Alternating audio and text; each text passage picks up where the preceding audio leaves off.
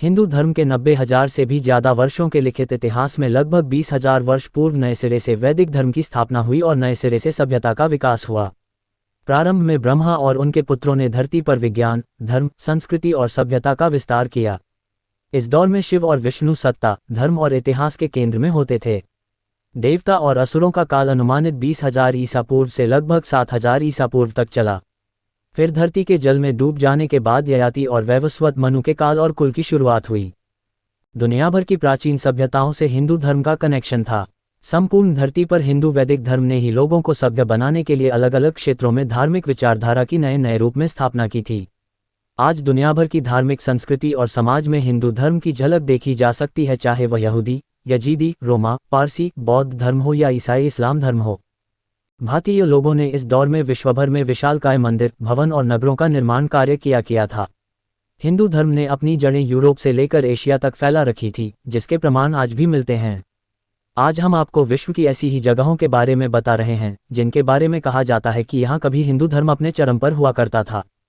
सिंधु सरस्वती घाटी की हड़प्पा एवं मोहनजोदड़ो सभ्यता 5350 ईसा पूर्व हिमालय से निकलकर सिंधु नदी अरब के समुद्र में गिर जाती है।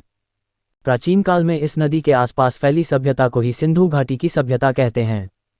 इस नदी के किनारे के दो स्थानों हड़प्पा और मोहनजोदड़ो पाकिस्तान में की गई खुदाई में सबसे प्राचीन और पूरी तरह विकसित नगर और सभ्यता के अवशेष मिले। इसके बाद चन्हुदड़ो, लोथल, रोपड़, कालीबंगा राजस्थान, सूरकोटा, आलमगीरपुर मेरठ, बनावली हरियाणा, धौलावीरा गुजरात, अलीमुराद सिंध प्रांत, कच्छ गुजरात, रंगपुर गुजरात, मकरान तट बलूचिस्तान, गुमला अफगान पाक सीमा आदि जगहों पर खुदाई करके प्राचीनकालीन कई अवशेष इकट्ठे किए गए। अब इसे सैंधव सभ्यता कहा जाता है। हड़प्पा तथा मोहनजोदड़ो में असंख्य देवियों की मूर्तियां प्राप्त हुई हैं। ये मूर्तियां मातृ देवी या प्रकृति देवी की हैं। प्राचीन काल से ही मातृ या प्रकृति की पूजा भारतीय करते रहे हैं और आधुनिक काल में भी कर रहे हैं। यहाँ हुई खुदाई से पता चला है कि हिंदू धर्म की प्राचीन काल में कैसी स्थिति थी। सिंधु घाटी की सभ्यता को दुनिया की सबसे रहस्यमयी सभ्यता माना जाता है, क्योंकि इसके पतन के कारणों का अभी तक खुलासा नहीं हुआ है। चार्ल्स मेसन ने वर्ष 1842 में पहली बार हड़प्पा सभ्यता को खोजा था। इसके बाद दयाराम साहनी ने 1921 में हड़प्पा की आधिकारिक खोज की थी तथा इसमें एक अन्य पुरातत्वविद माधो स्वरूप वत्स ने उनका सहयोग किया था। इस दौरान हड़प्पा से कई ऐसी ही चीजें मिली हैं जिन्हें हिंदू धर्म से जोड़ा जा सकता है। पुरोहित की एक मूर्ति, बैल, नंदी, मातृदेवी, बैलगाड़ी और शिवलिंग। 1940 में खुदाई के दौरान पुरातात्विक विभाग के एमएस वत्स को एक शिवलिंग मिला जो लगभग 5000 पुराना है। शिवजी को पशुपतिनाथ भी कहते हैं। बाली का प्राचीन मंदिर। इंडोनेशिया कभी हिंदू राष्ट्र हुआ करता था, लेकिन इस्लामिक उत्थान के बाद ये राष्ट्र आज मुस्लिम राष्ट्र है। शोधकर्ताओं का मानना है कि जहां आज इंडोनेशियन इस्लामिक यूनिवर्सिटी है, वहां कभी हिंदू मंदिर हुआ करता था जिसमें शिव और गणेश की पूजा की जाती थी। यहां से एक ऐतिहासिक शिवलिंग भी मिला है। इंडोनेशिया के एक द्वीप है बाली जो हिंदू बहुल क्षेत्र है। यहाँ के हिंदुओं ने अपने धर्म और संस्कृति को नहीं छोड़ा था। बाली में एक इमारत के निर्माण की खुदाई के दौरान मजदूरों को मंदिर के कुछ अंश मिले, जिसके बाद ये खबर बाली के ऐतिहासिक संरक्षण विभाग को दी गई, जिसने खुदाई करने पर एक विशाल हिंदू इमारत को पाया जो कभी हिंदू धर्म का केंद्र था। यह विशालकाय मंदिर आज बाली द्वीप की पहचान बन गया है। इंडोनेशिया के द्वीप बाली द्वीप पर हिंदुओं के कई प्राचीन मंदिर हैं, जहाँ एक गुफा मंदिर भी है। इस गुफा मंदिर को गोवा गजा गुफा और एलिफेंटा की गुफा कहा जाता है। 19 अक्टूबर 1995 को इसे विश्व धरोहरों में शामिल किया गया। ये गुफा भगवान शंकर को समर्पित है। यहाँ 3 शिवलिंग बने हैं। देश विदेश से पर्यटक इसे देखने आते हैं। शंकर पुत्र सुकेश के 3 पुत्र थे, माली, सुमाली और माल्यवान। माली, सुमाली और माल्यवान नामक 3 दैत्यों द्वारा त्रिकुट सुमेरु पर्वत पर बसाई गई थी लंकापुरी।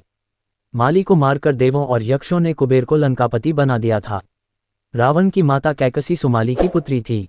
अपने नाना के उकसाने पर रावण ने अपनी सौतेली माता इलविल्ला के पुत्र कुबेर से युद्ध की ठानी थी और लंका को फिर से राक्षसों के अधीन लेने की सोची। रावण ने सुंबा और बाली द्वीप को जीतकर अपने शासन का विस्तार करते हुए अंगद्वीप, मलय द्वीप, वराह द्वीप, शंख द्वीप, कुश द्वीप, यव द्वीप और आंध्राले पर विजय प्राप्त की थी। इसके बाद रावण ने लंका को अपना लक्ष्य बनाया। लंका पर कुबेर का राज्य था, परंतु पिता ने लंका के लिए रावण को दिलासा दी तथा कुबेर को कैलाश पर्वत के आसपास के त्रिविष्टुप तिब्बत क्षेत्र में रहने के लिए कह दिया। इसी तारतम्य में रावण ने कुबेर का पुष्पक विमान भी छीन लिया। आज के युग अनुसार रावण का राज्य विस्तार इंडोनेशिया, मलेशिया, बर्मा, दक्षिण भारत के कुछ राज्य और संपूर्ण श्रीलंका पर रावण का राज था। वेटिकन शहर का शिवलिंग। कुछ लोग कहते हैं कि वेटिकन तो वाटिका का बिगड़ा रूप है। वैदिक काल में ये स्थान भी हिंदू धर्म का केंद्र हुआ करता था। यहाँ पुरातात्विक खुदाई के दौरान शिवलिंग प्राप्त हुआ है जो रोम के ग्रेगोरियन एट्रस्कियन संग्रहालय में रखा गया है। ये भी कहा जाता है कि वेटिकन सिटी का मूल स्वरूप शिवलिंग के समान ही है। इतिहासकार P.N. ओक ने अपने शोध में ये दावा किया है कि धर्म चाहे कोई भी हो उसका उद्भव सनातन धर्म यानी कि हिंदू धर्म में से ही हुआ है। अपने दावों को आधार देने के लिए P.N. ओक ने कई उदाहरण भी पेश किए हैं जिनमें से रोम का वेटिकन शहर प्रमुख है। ओक का कहना है कि वेटिकन शब्द की उत्पत्ति हिंदी के वाटिका शब्द से हुई है। इतना ही नहीं, उनका कहना है कि ईसाई धर्म यानी क्रिश्चियनिटी को भी सनातन धर्म की कृष्ण नीति और अब्राहम को ब्रह्मा से ही लिया गया है। P.N. ओक का कहना है कि इस्लाम और ईसाई दोनों ही धर्म वैदिक मान्यताओं के विरूपण से जन्मे हैं। वेटिकन शहर की संरचना और शिवलिंग की आकृति में एक गजब की समानता है। इस तस्वीर को देखकर आप समझ सकते हैं कि हिंदुओं के पवित्र प्रतीक शिवलिंग और वेटिकन शहर के प्रांगण की रचना में अचंभित कर देने वाली समानता है। शिव के माथे पर 3 रेखाएं, त्रिपुंड और एक बिंदु होती हैं। ये रेखाएं शिवलिंग पर भी समान रूप से अंकित होती हैं। ध्यान से देखने पर आपको समझ आएगा कि जिन 3 रेखाओं और एक बिंदु का जिक्र यहाँ कर रहे हैं वह पियाजा सेन पिएट्रो के रूप में वेटिकन शहर के डिजाइन में समाहित है। कंबोडिया का हिंदू साम्राज्य, विश्व का सबसे बड़ा हिंदू मंदिर परिसर तथा विश्व का सबसे बड़ा धार्मिक स्मारक कंबोडिया में स्थित है। ये कंबोडिया के अंकोर में है जिसका पुराना नाम यशोधरपुर था। इसका निर्माण सम्राट सूर्यवर्मन द्वितीय 1112-53 के शासनकाल में हुआ था। ये विष्णु मंदिर है जबकि इसके पूर्ववर्ती शासकों ने प्रायः शिव मंदिरों का निर्माण किया था। कंबोडिया में बड़ी संख्या में हिंदू और बौद्ध मंदिर हैं जो इस बात की गवाही देते हैं कि कभी यहाँ भी हिंदू धर्म अपने चरम पर था। पौराणिक काल का कंबोज देश कल का कंपुचिया और आज का कंबोडिया पहले हिंदू रहा और फिर बौद्ध हो गया। सदियों के कालखंड में 27 राजाओं ने राज किया, कोई हिंदू रहा कोई बौद्ध। यही वजह है कि पूरे देश में दोनों धर्मों के देवी देवताओं की मूर्तियां बिखरी पड़ी हैं। भगवान बुद्ध तो हर जगह हैं ही, लेकिन शायद ही कोई ऐसी खास जगह हो जहां ब्रह्मा विष्णु महेश में से कोई न हो। और फिर अंकोर वाट की बात ही निराली है। ये दुनिया का सबसे बड़ा विष्णु मंदिर है। विश्व विरासत में शामिल अंकोर वाट मंदिर समूह को अंकोर के राजा सूर्यवर्मन द्वितीय ने 12वीं सदी में बनवाया था। 14वीं सदी में बौद्ध धर्म का प्रभाव बढ़ने पर शासकों ने इसे बौद्ध स्वरूप दे दिया। बाद की सदियों में ये गुमनामी के अंधेरे में खो गया। एक फ्रांसीसी पुरातत्वविद ने इसे खोज निकाला। आज यह मंदिर जिस रूप में है उसमें भारतीय पुरातत्व सर्वेक्षण का बहुत योगदान है। सन 1986 से 93 तक एएसआई ने यहाँ संरक्षण का काम किया था।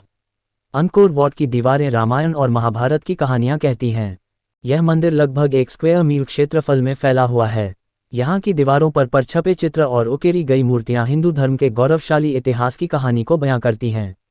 सीताहरण, हनुमान का अशोक वाटिका में प्रवेश, अंगद प्रसन्न, राम रावण युद्ध, महाभारत जैसे अनेक दृश्य बेहद बारीकी से उकेरे गए हैं। अंकोर वाट के आसपास कई प्राचीन मंदिर और उनके भग्नावशेष मौजूद हैं। इस क्षेत्र को अंकोर पाक कहा जाता है। सियाम रीप क्षेत्र अपने आगोश में 325 से ज्यादा मंदिर समेटे हुए है। अफ्रीका में हिंदू भगवान शिव कहाँ नहीं हैं? कहते हैं कण कण में है शिव, कंकर कंकर में है भगवान शंकर। कैलाश में शिव और काशी में भी शिव और अब अफ्रीका में शिव। साउथ अफ्रीका में भी शिव की मूर्ति का पाया जाना इस बात का सबूत है कि आज से 6000 वर्ष पूर्व अफ्रीकी लोग भी हिंदू धर्म का पालन करते थे। साउथ अफ्रीका के सुद्वारा नामक एक गुफा में पुरातत्वविदों को महादेव की 6000 वर्ष पुरानी शिवलिंग की मूर्ति मिली जिसे कठोर ग्रेनाइट पत्थर से बनाया गया है। इस शिवलिंग को खोजने वाले पुरातत्ववेत्ता हैरान है कि यह शिवलिंग यहाँ अभी तक सुरक्षित कैसे रहा। हाल ही में दुनिया की सबसे ऊंची शिवशक्ति की प्रतिमा का अनावरण दक्षिण अफ्रीका में किया गया। इस प्रतिमा में भगवान शिव और उनकी शक्ति अर्धांगिनी पार्वती भी हैं। बेनोनी शहर के एक टोनविले में ये प्रतिमा स्थापित की गई। हिंदुओं के आराध्य शिव की प्रतिमा में आधी आकृति शिव और आधी आकृति मां शक्ति की है। 10 कलाकारों ने 10 महीने की कड़ी मेहनत के बाद इस प्रतिमा को तैयार किया है। ये कलाकार भारत से आए थे। इस 20 मीटर ऊंची प्रतिमा को बनाने में 90 टन के करीब स्टील का इस्तेमाल हुआ है। चीन में हिंदू। चीन के इतिहासकारों के अनुसार चीन के समुद्र से लगे औद्योगिक शहर चवांजो में और उसके चारों ओर का क्षेत्र कभी हिंदुओं का तीर्थस्थल था। वहां 1000 वर्ष पूर्व के निर्मित हिंदू मंदिरों के खंडहर पाए गए हैं। इसका सबूत चीन के समुद्री संग्रहालय में रखी प्राचीन मूर्तियां हैं। वर्तमान में चीन में कोई हिंदू मंदिर तो नहीं है, लेकिन 1000 वर्ष पहले सुंग राजवंश के दौरान दक्षिण चीन के फुचियान प्रांत में इस तरह के मंदिर थे, लेकिन अब सिर्फ खंडहर बचे हैं। यजीदी हिंदू है। इस्लामिक आतंकवाद के चलते यजीदी अब खत्म हो रही मनुष्य की विशिष्ट प्रजाति में शामिल हो चुके हैं। यजीदी धर्म भी विश्व की प्राचीनतम धार्मिक परंपराओं में से एक है। इस कुछ इतिहासकार हिंदू धर्म का ही एक समाज मानते हैं। वीडियो पसंद आया है तो वीडियो को लाइक करके कमेंट बॉक्स में जय माता दी लिखकर चैनल को सब्सक्राइब करना मत भूलिएगा।